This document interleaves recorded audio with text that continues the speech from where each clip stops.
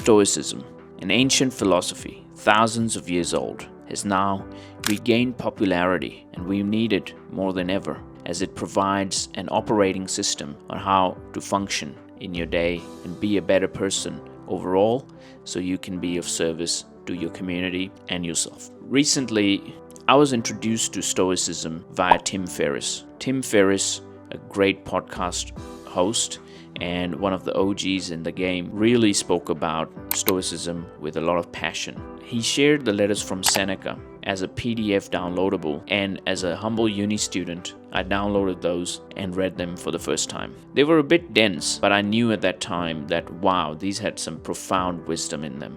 So fast forward a few years, in 2020, I was introduced to Marcus Aurelius via Ryan Holiday. This book, Meditations, really transformed my life for the better. Meditations was never intended to be published. It was written by the most powerful person in the world in about 127 AD. Meditations really is the cornerstone and a great embodiment of the Stoic philosophy. Recently, I had the privilege of attending Ryan Holiday's event in Sydney in person. It was phenomenal, relearning about Stoicism and all the philosophies and revisiting through a new, fresh lens as an entrepreneur. I wanted to take this time to share with you a few of my learnings from this event. So let's dive in.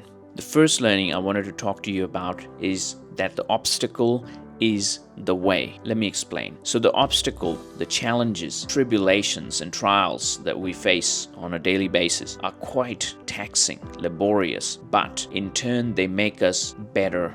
An example is in 2020, I was going through my toughest challenge till date. I didn't have a permanent residency in Australia. I had just started my own business and I was recovering from a crippling injury. It is during this time I started reading The Obstacle is the Way by Ryan Holiday. And it had some profound knowledge through ancient history and metaphors and episodes that gave me a lot of courage to keep going. I'm so happy that I embodied and tried to live up to the standards set in this book, and they helped me in return to be a better person and not quit on my goals and dreams. I came out of it a better person. I did get that permanent residence visa that I was waiting for 18 months. I did start my own business and things were looking up. Imagine if I had quit at that time, I would never have this chance to see Ryan Holiday or make this YouTube video. So The Obstacle is the Way really summarizes the behavior of how you get a chance to show your true character and practice Stoic values in times of distress.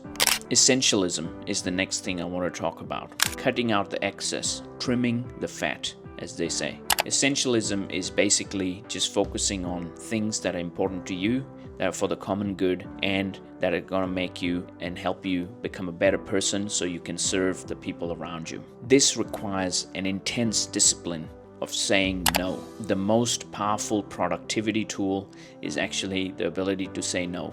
So Warren Buffett said this one time: the difference between successful people and very successful people is that successful people say no sometimes. Very successful people say no all the time. So by default, the no is an answer to any engagement that comes up. This is because if it doesn't serve your purpose, your bigger goal, it's a no. Saying no doesn't make you a bad person. Saying no is actually going to help you be a better person, because it makes time for you to focus on the things that are truly important to you. And in those things, as long as they're challenging, you're going to get better. And once you get better and have more momentum, you're going to get happier because you feel accomplished. And then you have more energy to serve people around you. So saying no, focusing on the essential, the 80-20 Pareto's principle, is actually not a bad thing. If you can incorporate this into your routine and focus on truly what matters, this is where it's a game changer. The third thing, ego is the enemy. Another subject of Ryan's book. Also, it was great to hear him talk about this. And we often look at other people and see that, wow, this person has such an inflated ego. But it's the hardest thing to look in oneself. So the way you want to overcome this challenge is try to see yourself through the lens of others, and then make yourself a much more humble person. Ego adds blinders, and it's the cancer of all professions, according to Ryan Holiday. It doesn't help us to learn, it blocks our vision, and people that have big egos don't necessarily say yes to the things that are good for them because they've been trained to operate in a certain way and surround themselves with yes sayers.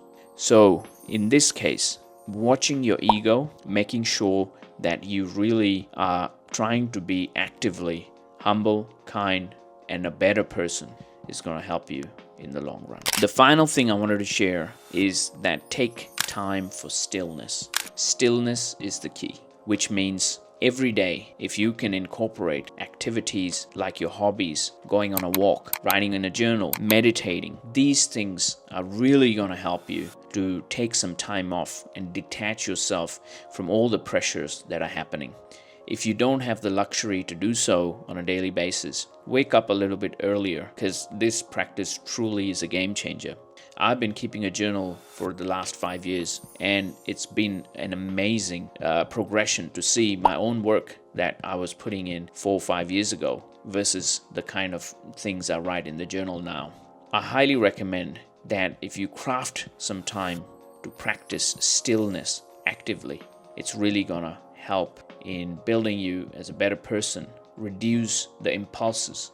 It's going to help you get through those dopamine troughs. So you're not constantly having the dopamine spikes and then the troughs, the constant highs and lows. It's going to make you a much more even person. My final takeaway is grab yourself a copy of this book, Meditations. It really changed my life. Marcus Aurelius has described perfectly the importance of having a clear mind, clear conscience, and being able to work, be of service to everyone. How you do that is outlined in this book. So I don't want to give anything away, but it's one of the best things that you can do for yourself. If you like this kind of content, if you want to hear more about Stoicism or other philosophies, do drop a comment below. Other than that, thank you for staying till the end. Please subscribe if you haven't.